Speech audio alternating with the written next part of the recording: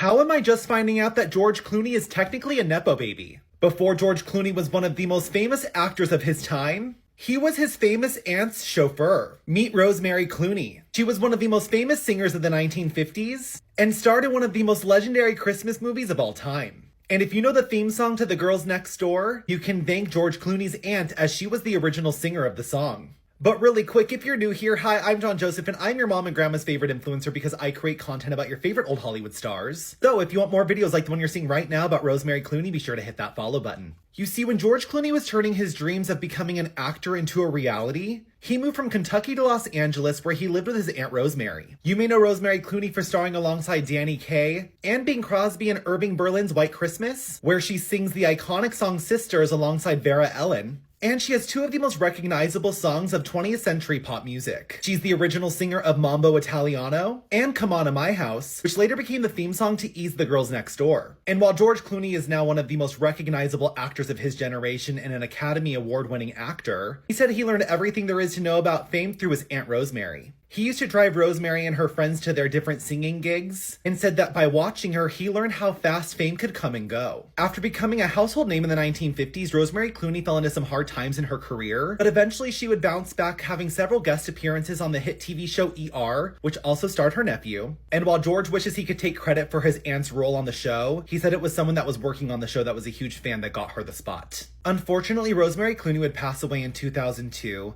That same year, she would also become the recipient of a Grammy's Lifetime Achievement Award. Her nephew, George Clooney, was a pallbearer at her funeral, and he has credited her for giving him the best advice of his life. She said never mix grain with grape, basically telling him not to mix his alcohols.